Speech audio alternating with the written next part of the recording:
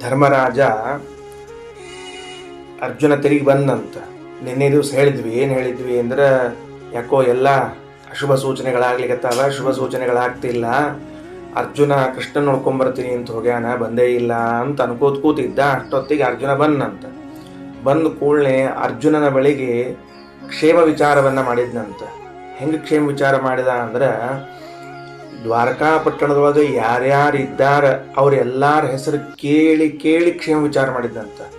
ವಸುದೇವ ಹೆಂಗಿದ್ದಾನ, ದೇವಕಿ ಹೆಂಗಿದ್ದಾಳ, ಶೂರಸೇನ ಹೆಂಗಿದ್ದಾನ, ಆಹುಕ ಹೆಂಗಿದ್ದಾನ, ಬಲರಾಮ ಹೆಂಗಿದ್ದಾನ, ಪ್ರದ್ಯುಮ್ನ ಹೆಂಗಿದ್ದಾನ, ಅನಿರುದ್ಧ ಹೆಂಗಿದ್ದಾನ ಅಂತ ಪ್ರತಿಯೊಬ್ಬರ ಹೆಸರನ್ನು ಕೇಳಿ ಇವ್ರ ಯೋಗದಿಂದಿದ್ದಾರ, ಇವ್ರ ಕ್ಷೇಮದಿಂದಿದ್ದಾರ, ಇವ್ರ ಯೋಗ ಕ್ಷೇಮದನ ಅಂತ ವಿಚಾರ ಮಾಡಿದ್ನಂತೆ.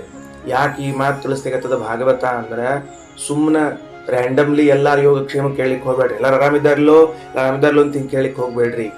ನೀವು ಅವರ ಹೆಸರುಗಳನ್ನು ಹೇಳಿ ಕೇಳ್ರಿ.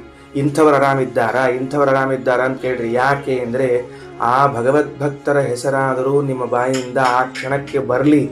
ಇಂಥ ವಸುದೇವ ಅಂದಾಗ ಆ ಭಗವದ್ಭಕ್ತನ ಹೆಸರು, ಅನಿರುದ್ಧ ಅಂದಾಗ ಆ ಭಗವದ್ಭಕ್ತನ ಹೆಸರು. ಆದ್ದರಿಂದ ಧರ್ಮರಾಜ ಒಂದು ಪಾಠ ಕಲಿಸಿಕೊಟ್ಟ ನಮಗೆಲ್ಲ. ಏನು ಅಂದರೆ, ಯಾರದ್ದಾದರೂ ಯೋಗಕ್ಷೇಮ ಕೇಳೋದ್ರೆ ಎಲ್ಲರೂ ನಿಮ್ಮ ಪೈಕಿ ಆರಾಮಿದ್ದಾರಲ್ಲೋ ಕೇಳಿಕ್ಕೆ ಹೋಗ್ಬೇಡ್ರಿ.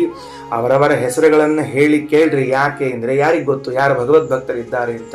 ಅವರ ನಾಮೋಚ್ಚಾರಣೆ ಮಾಡುವುದರಿಂದ ಆದರೂ ನಮಗೆ ಕ್ಷೇಮವಾಗ್ತದೆ ಅನ್ನೋ ಉದ್ದೇಶದಿಂದ ಯೋಗಕ್ಷೇಮವನ್ನು ವಿಚಾರ ಮಾಡುವಾಗ ಅವರು ಹೇಗಿದ್ದಾರೆ, ಇವರು ಹೇಗಿದ್ದಾರೆ ಅಂತ ಅವರ ಹೆಸರನ್ನ ಪೂರ್ವಕ ಕೇಳಬೇಕು ಅಂತ ತಿಳಿಸಿಕೊಟ್ಟಿದ್ದಾರೆ.